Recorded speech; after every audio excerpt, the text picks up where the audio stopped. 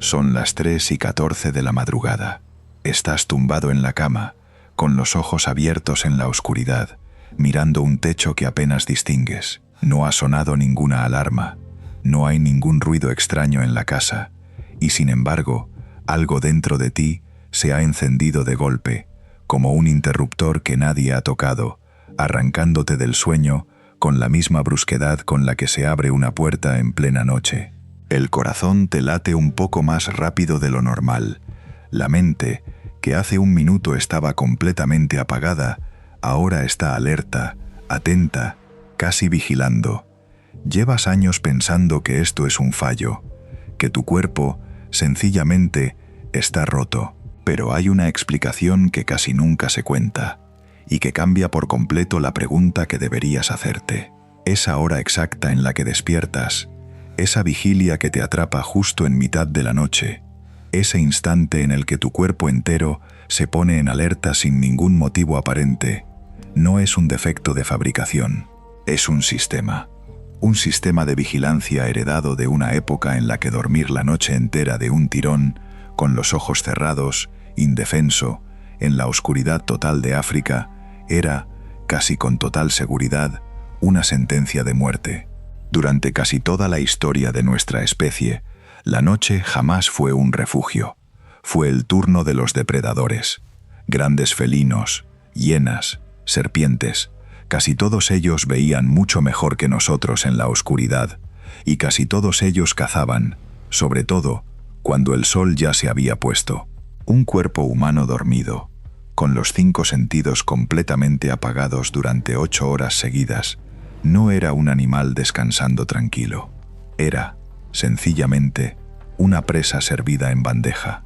Y sin embargo, aquí estás tú, cientos de miles de años después, despertándote a una hora que no eliges tú, con el pulso acelerado y la mente en alerta máxima, sin ningún depredador real cerca de tu cama.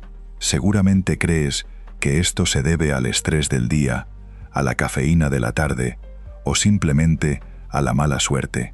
Esa idea, tan extendida, es en gran parte un mito. Lo que te despierta exactamente a esa hora, y no a otra cualquiera, tiene una explicación mucho más antigua y muchísimo más precisa de lo que jamás habrías imaginado. Si todavía no te has suscrito, este es el momento, porque cada semana desenterramos, apoyados en la ciencia del sueño y en la antropología evolutiva más reciente, los capítulos de nuestra propia biología que casi nunca se explican con este nivel de detalle. Y lo que estás a punto de descubrir sobre por qué te despiertas justo a esa hora, ni un minuto antes ni un minuto después, va a cambiar por completo la forma en que entiendes cada una de tus noches en vela. Vas a descubrir por qué existen personas que se duermen apenas anochece y personas que no logran cerrar los ojos hasta la madrugada, por qué tu cuerpo entero se sacude justo en el instante en que te quedas dormido y por qué la oscuridad, incluso hoy, sigue poniendo en alerta algo muy antiguo dentro de ti. Esta es la historia del guardia nocturno que llevas dentro sin haberlo sabido nunca. Imagina que perteneces a un grupo de cazadores-recolectores en algún punto de la sabana africana hace decenas de miles de años. El fuego se ha consumido hasta quedar en brasas casi invisibles. Tu grupo, 15 o 20 personas, duerme apretado bajo un mismo techo improvisado de ramas. Y aunque nadie lo ha decidido en voz alta, aunque no existe ningún turno escrito en ninguna parte, siempre, siempre, hay alguien despierto. El antropólogo David Sampson y su equipo estudiaron durante semanas el sueño real de los Hadza, un pueblo cazador-recolector de Tanzania, que todavía hoy vive de un modo parecido al de nuestros antepasados. Y encontraron algo asombroso. A lo largo de más de 200 horas de sueño registradas con sensores, de todo ese tiempo, apenas 18 minutos coincidieron con el grupo entero dormido a la vez. 18 minutos, de más de 200 horas. Cuando el propio Sampson explicó estos resultados, insistió en que no se trataba de casos aislados de mal dormir, sino de un patrón grupal tan consistente que parecía obedecer a un diseño. A ese fenómeno, los investigadores lo llaman la hipótesis del centinela. Y aquí está lo que casi nunca se explica bien. Ese turno de guardia no lo organizaba ninguna asamblea, ni ningún jefe de grupo. Surgía solo, de forma automática, como efecto colateral de algo que hoy consideramos un problema estrictamente personal, pero que en realidad podría ser un mecanismo colectivo de supervivencia perfeccionado durante milenios. Ese mecanismo tiene un nombre que tú conoces de sobra, aunque nunca lo hayas mirado así. Se llama insomnio. Antes de continuar, hay una pregunta que merece una respuesta clara.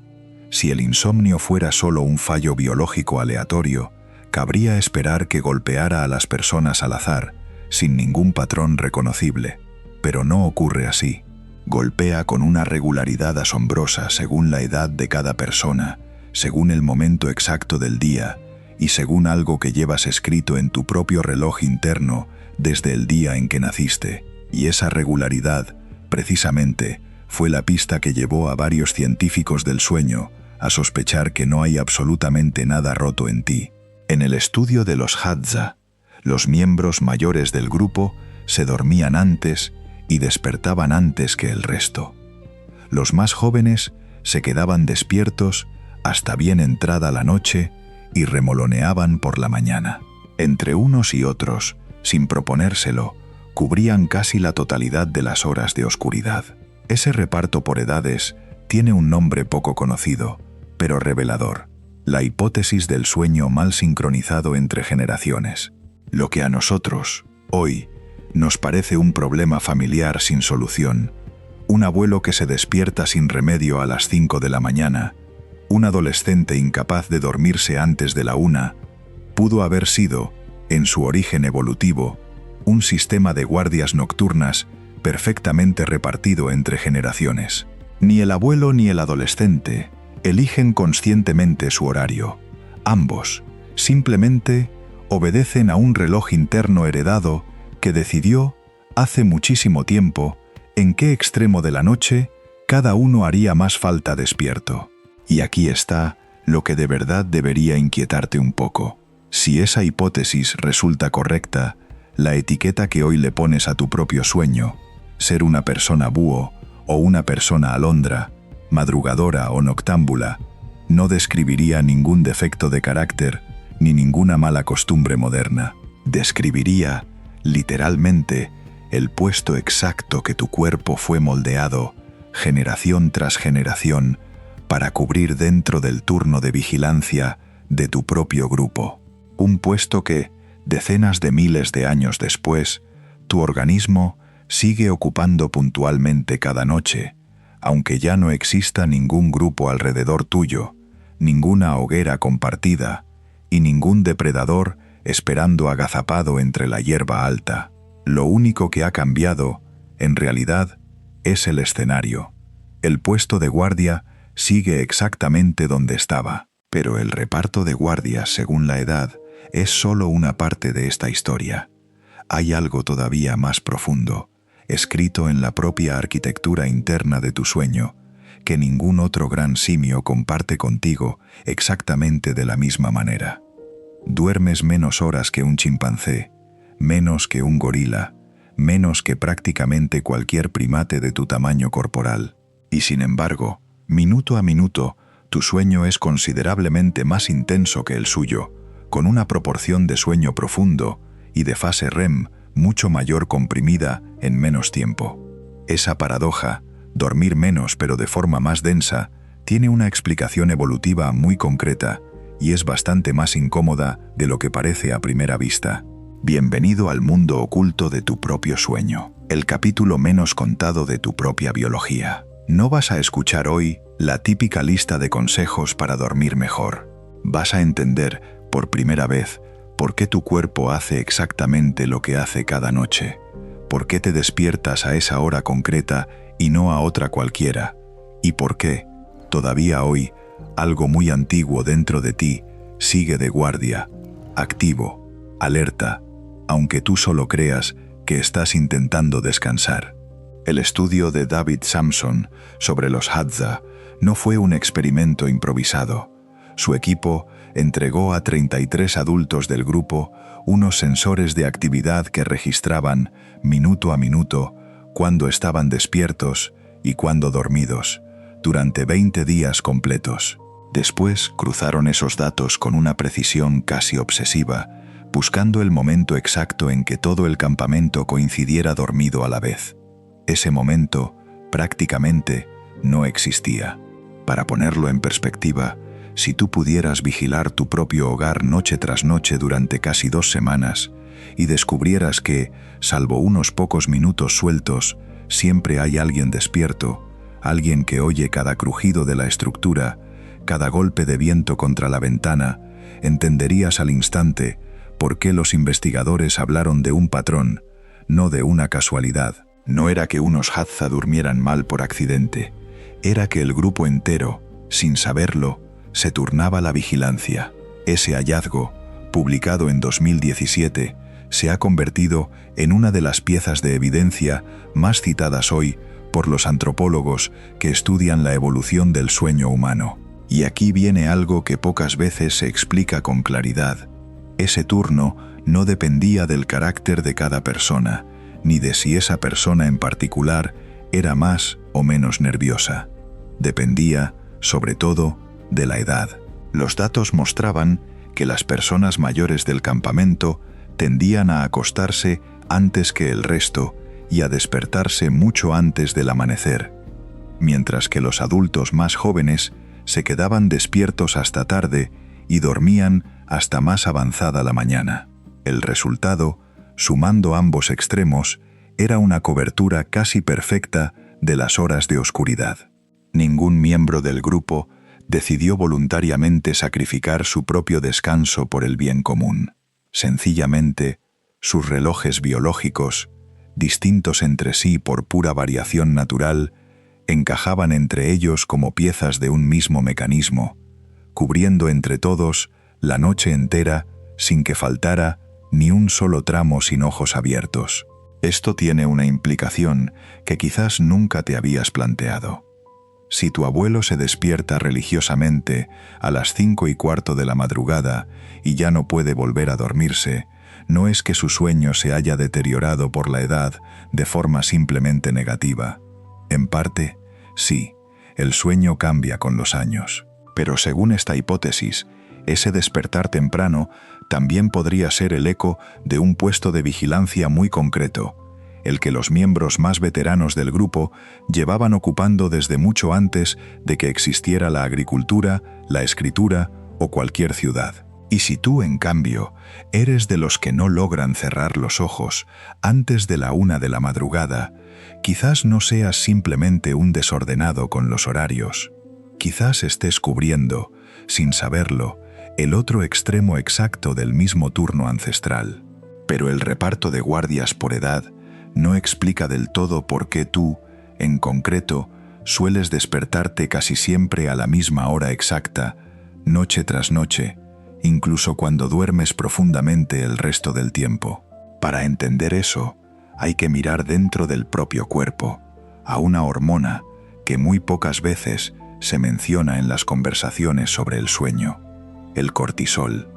Durante buena parte de la noche, los niveles de cortisol en tu sangre se mantienen bajos, permitiendo que el cuerpo entre en las fases más profundas del descanso. Pero en algún momento de la madrugada, mucho antes de que amanezca, esos niveles empiezan a subir de nuevo, preparando al organismo para la actividad del día siguiente. Ese ascenso hormonal no es un simple detalle bioquímico de fondo. Es, literalmente, una señal de alerta interna y coincide, con una frecuencia inquietante, con la hora exacta en la que muchas personas se despiertan sin motivo aparente. Este mismo patrón hormonal se ha medido en laboratorios de todo el mundo y no depende del país, de la cultura ni del estilo de vida de cada persona.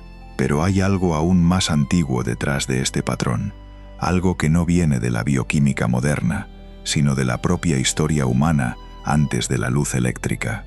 El historiador Roger Ekirch pasó años revisando diarios, registros judiciales y textos médicos europeos anteriores al siglo XIX, y encontró una y otra vez la misma expresión: primer sueño y segundo sueño. Antes de que existiera la iluminación artificial, era completamente normal dormir en dos bloques separados por un periodo de vigilia tranquila en mitad de la noche, un intervalo que la gente de la época llamaba, sencillamente, la vela. Durante ese rato despierto, las personas rezaban, conversaban en voz baja, atendían el fuego o simplemente descansaban con los ojos abiertos, sin ninguna angustia asociada a ello. Era, sencillamente, cómo dormía todo el mundo. Nadie consideraba aquello insomnio. Era, simplemente, la segunda mitad de una noche partida en dos. Durante ese primer tramo de vigilia que Eckhart documentó, la gente no se quedaba simplemente tumbada mirando la oscuridad con ansiedad, como sueles hacer tú hoy. Los diarios de la época describen a personas que aprovechaban ese rato para rezar en silencio, para conversar en voz baja con quien tuvieran al lado, para fumar en pipa junto a las brasas, e incluso, según varios textos médicos citados por el propio Eckhart, para mantener relaciones íntimas con su pareja, precisamente porque ese momento se consideraba el más relajado y menos apresurado de todo el día. Algunos aprovechaban la vela para comentar en voz alta los sueños recién vividos, antes de que se desvanecieran de la memoria. Nada de esto se vivía como una interrupción molesta del descanso. Se vivía como una segunda oportunidad tranquila dentro de la misma noche, tan normal como la propia cena. Y aquí está el mito que hay que destruir con cuidado. Dormir 8 horas seguidas, sin ninguna interrupción, de un tirón absoluto, no parece haber sido nunca la norma universal de nuestra especie. Fue, más bien, una invención relativamente reciente, impulsada por la luz eléctrica, los horarios laborales rígidos y una idea moderna de eficiencia que empujó ese sueño partido a la categoría de trastorno.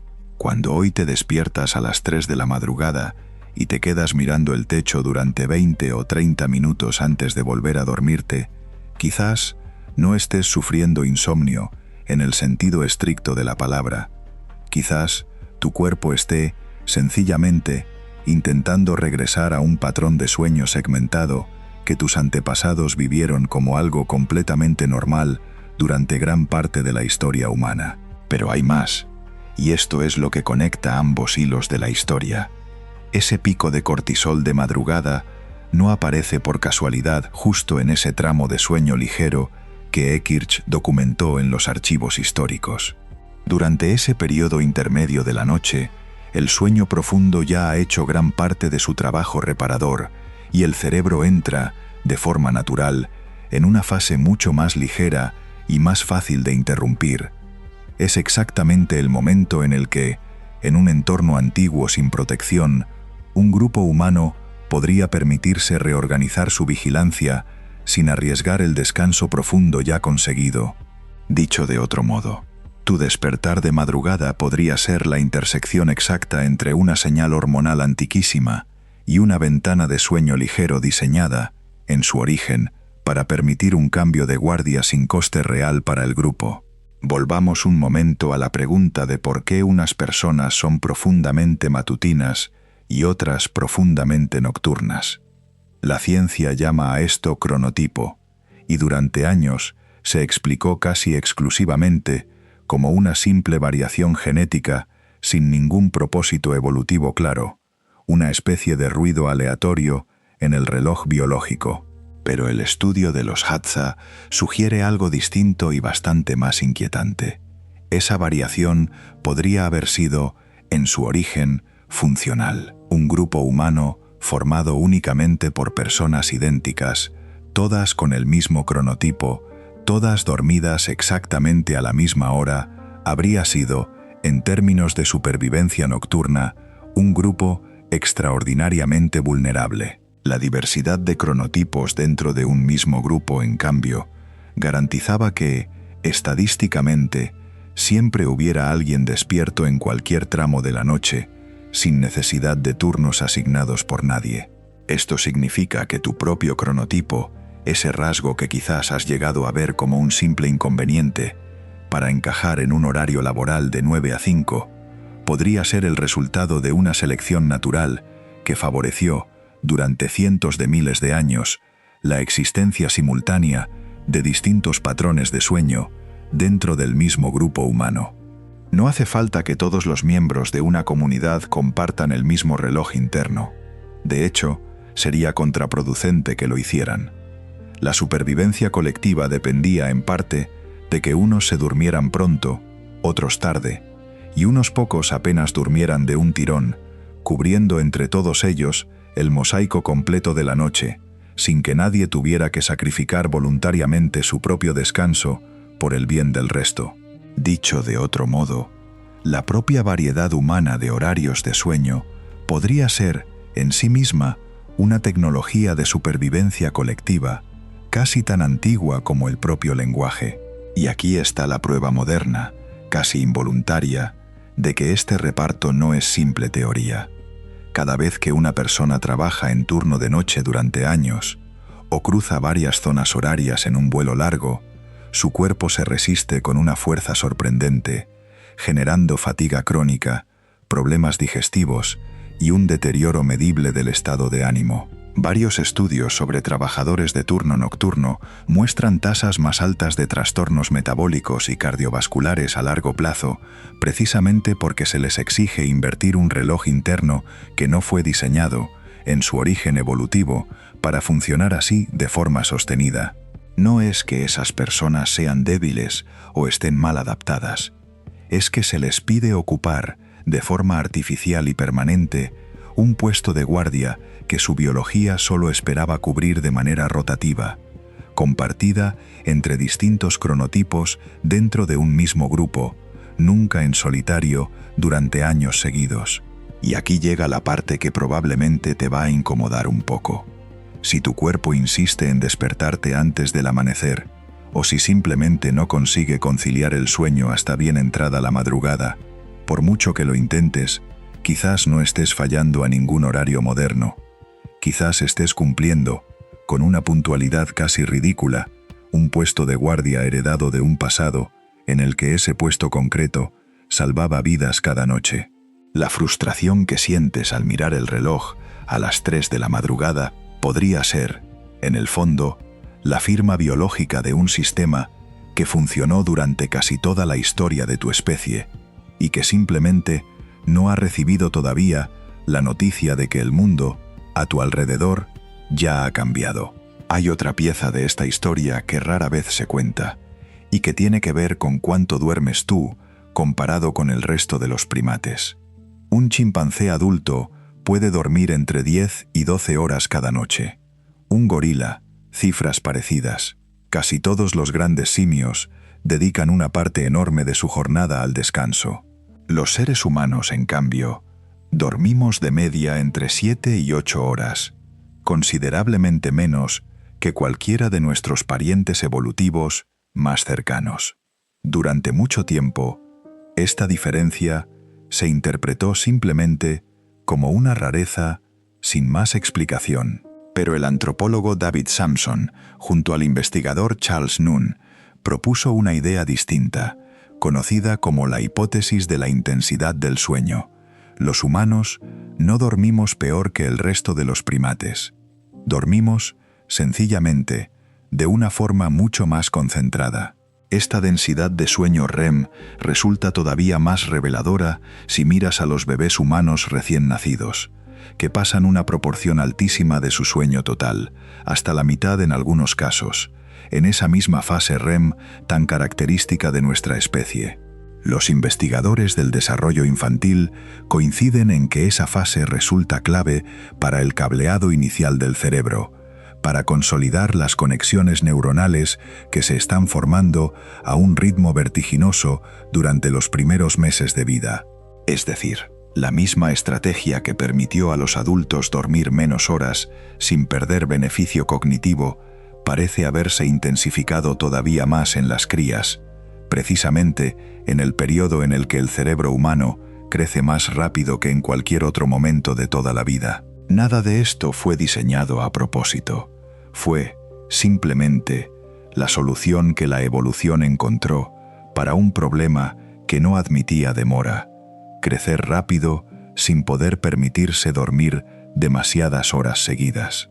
Según esta hipótesis, el sueño humano comprime, en menos horas, una proporción mucho mayor de sueño profundo y de fase REM, la fase asociada a la consolidación de la memoria y al procesamiento emocional, que el sueño mucho más largo, pero menos denso de otros primates.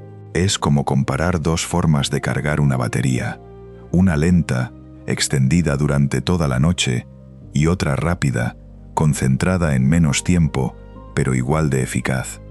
Para ponerlo en perspectiva, algunos análisis sugieren que los seres humanos pasamos una proporción de nuestro sueño total en fase REM notablemente mayor que la de especies de simios que duermen prácticamente el doble de horas. Esta densidad extrema tuvo, según los investigadores, una ventaja evolutiva clarísima: dormir menos horas significaba menos tiempo total indefensos, en la oscuridad, expuestos a los depredadores, sin renunciar del todo al beneficio cognitivo del descanso. Pero esa eficiencia tuvo también un precio, y ese precio es exactamente lo que sientes tú cada vez que una noche de sueño no te resulta suficiente. Un sueño tan comprimido, tan denso, deja mucho menos margen de error. Si ese sueño, ya de por sí ajustado al mínimo, se interrumpe, se fragmenta o se retrasa, el cuerpo no dispone de las mismas horas de sobra que tendría un chimpancé para compensar la pérdida. Dicho de otro modo, heredaste un sistema de sueño optimizado al límite para sobrevivir en un entorno peligroso, no un sistema diseñado para la comodidad. Y ese ajuste tan fino, tan al filo de lo justo, es una de las razones por las que una sola mala noche te afecta tanto al día siguiente, mucho más de lo que le afectaría a cualquiera de nuestros parientes primates más cercanos. No hay margen de reserva en el diseño, solo hay lo justo para sobrevivir a una noche peligrosa, ni una hora de sobra. Hay un momento muy concreto, justo en el instante en que te quedas dormido, en el que tu cuerpo entero se sacude de golpe, como si algo te empujara desde dentro, casi siempre acompañado de la sensación nítida de estar cayendo al vacío. Ese fenómeno tiene un nombre técnico: sacudida hípnica, y le ocurre a la inmensa mayoría de las personas en algún momento de su vida, sin ninguna causa médica detrás. Durante mucho tiempo se consideró un simple error eléctrico del cerebro, un cortocircuito sin más significado que el ruido de fondo de un sistema complejo. Pero existe una hipótesis, todavía sin confirmar del todo por la ciencia, que propone algo mucho más inquietante: que esa sacudida podría ser el eco de un reflejo mucho más antiguo, heredado de una época en la que dormíamos, literalmente, sobre las ramas de un árbol. Esta hipótesis sugiere que, cuando el cuerpo empieza a relajar por completo sus músculos al entrar en sueño profundo, algo en el cerebro antiguo podría interpretar esa pérdida repentina de tensión muscular como el inicio real de una caída, exactamente lo que habría significado para un antepasado dormido en lo alto de un árbol si sus brazos se aflojaban de golpe. La sacudida sería entonces un intento reflejo de recuperar el agarre a tiempo, disparado por error, cada noche, mucho después de que dejáramos de dormir entre ramas. Conviene ser honesto: esta hipótesis concreta no cuenta todavía con un consenso científico cerrado, y varios investigadores prefieren explicaciones puramente neurológicas sin ninguna función evolutiva. Pero resulta difícil no sentir un escalofrío distinto la próxima vez que tu propio cuerpo te sacuda justo antes de caer del todo en el sueño. Piensa ahora en otra sensación que probablemente conoces de sobra: ese nudo leve en el estómago al caminar solo por un pasillo completamente a oscuras, o esa incomodidad instintiva al escuchar un ruido extraño en plena noche sin poder identificar de inmediato de dónde viene. Numerosos estudios de psicología evolutiva han documentado que el miedo a la oscuridad, especialmente marcado durante la infancia, aparece de forma prácticamente universal entre los seres humanos, en todas las culturas estudiadas, exista o no exista un peligro real presente. Según estos investigadores, ese miedo no se aprende completamente desde cero en cada generación.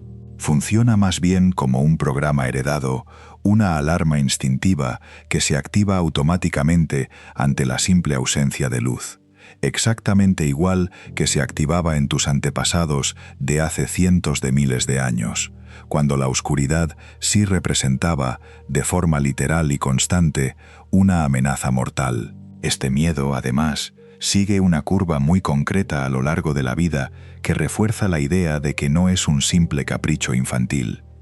Los estudios sobre el desarrollo psicológico muestran que el temor a la oscuridad suele intensificarse entre los 2 y los 6 años, justo la etapa en la que un niño empieza a imaginar con detalle lo que podría esconderse en las sombras, pero todavía no tiene la fuerza física ni la experiencia para defenderse de una amenaza real.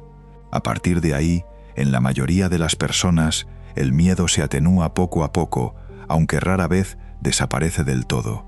Y esa curva coincide, de forma casi exacta, con lo que cabría esperar si esa alarma fuera un mecanismo de protección diseñado específicamente para los miembros más vulnerables del grupo, los niños pequeños, precisamente los que menos podían valerse por sí mismos frente a un depredador nocturno. Y aquí viene un dato que muy pocas veces se explica. Nuestra visión nocturna es, comparada con la de casi cualquier depredador nocturno, bastante deficiente. Un ojo humano necesita minutos enteros para adaptarse mínimamente a la oscuridad, y aún así distingue mucho menos detalle que el ojo de un felino o de una hiena. Esto significa que, durante casi toda nuestra historia como especie, la noche no solo era el turno de los depredadores, era también el momento en el que nuestra propia herramienta principal de detección de peligro, la vista, funcionaba peor. En ese contexto, sentir miedo ante la oscuridad no era una debilidad ni una superstición infantil sin sentido. Era, sencillamente, la respuesta más razonable posible frente a un entorno en el que no podías ver la amenaza que sí podía verte perfectamente a ti. No era irracional temer lo que no podías ver. Era, de hecho, la única postura racional posible. Basta salir una sola noche sin ninguna luz artificial, lejos de cualquier ciudad, para comprobarlo. En cuestión de segundos, el oído y el tacto sustituyen a la vista como sentidos principales, exactamente igual que le ocurría a cualquier antepasado tuyo. Tu cerebro, en ese sentido muy concreto, no sabe todavía que el mundo a tu alrededor ha cambiado. Sigue actuando, en parte, como si la simple ausencia de luz siguiera equivaliendo a un peligro inminente, aunque estés encerrado en una habitación con la puerta bien cerrada, en un edificio rodeado de otras personas, sin ningún felino de 300 kilos esperando entre las sombras. Esa desconexión entre el peligro real de hoy y la alarma heredada de ayer es, probablemente, uno de los motores silenciosos detrás de buena parte de tu insomnio. No te despierta ningún peligro concreto, te despierta un sistema entero, construido durante casi 2 millones de años, que sigue calculando el riesgo de la noche exactamente igual que lo calculaba cuando ese riesgo era, de verdad, mortal. Lo que toda esta historia nos enseña, si estamos dispuestos a escucharla con calma, es que tu insomnio no es, en la mayoría de los casos, una avería aislada de tu organismo. Es la superposición de varios sistemas antiquísimos que siguen funcionando exactamente como fueron diseñados. Un reparto de guardias por edad y cronotipo que cubre la noche entera, un pico hormonal de madrugada que te devuelve a un sueño ligero fácil de interrumpir, un patrón de sueño segmentado que la humanidad vivió como algo normal durante casi toda su historia, y una alarma instintiva frente a la oscuridad que ningún interruptor de la luz moderna ha conseguido apagar del todo. Ninguno de estos sistemas sabe que ya no hay leones esperando en la hierba alta cerca de tu ventana. Simplemente siguen de servicio, noche tras noche, exactamente igual que llevan haciéndolo desde mucho antes de que existiera cualquier ciudad. Hay una consecuencia de todo esto que puedes comprobar en ti mismo esta misma noche, sin moverte de donde estás ahora. La próxima vez que abras los ojos de madrugada, sin ningún motivo aparente, en vez de mirar el techo con frustración y calcular cuántas horas de sueño acabas de perder, prueba a mirarlo de otra forma. Ese despertar podría no ser un fracaso de tu descanso. Podría ser la prueba, minuciosamente conservada durante generación tras generación, de que tu cuerpo todavía sabe hacer exactamente lo que hizo durante casi 2 millones de años. Mantener a alguien despierto, siempre, mientras el resto del mundo duerme. La diferencia es que hoy, ese alguien despierto, esa vigilancia heredada, ya no tiene ningún depredador real que vigilar. Solo tiene el techo de tu habitación y el silencio de una noche que, en realidad, siempre ha sido mucho más segura de lo que tu cuerpo está dispuesto a admitir. Los antepasados de tu sangre, de tu reloj interno y de tu capacidad para abrir los ojos en la oscuridad sin saber muy bien por qué, sobrevivieron a un mundo en el que dormir profundamente durante 8 horas seguidas, indefensos, con los ojos cerrados, podía significar no volver a despertar jamás. Nosotros somos sus descendientes directos, herederos de cada turno de guardia repartido por edades, de cada pico de cortisol de madrugada, de cada sacudida antes de caer en el sueño, y de cada temor instintivo frente a la oscuridad. Esa vigilancia sigue, en cierto modo, encendida dentro de ti, cada noche, aunque el peligro real desapareciera hace muchísimo tiempo. Y ahora quiero preguntarte algo directamente a ti. Dime en los comentarios a qué hora exacta te despiertas por la noche, sin motivo aparente. Puede que tu cuerpo siga cumpliendo, con precisión asombrosa, un turno de guardia de hace 1 millón de años. Puede que esta misma noche, cuando abras los ojos sin ningún motivo, entiendas por fin que no estás fallando. Estás, simplemente, cumpliendo con tu parte.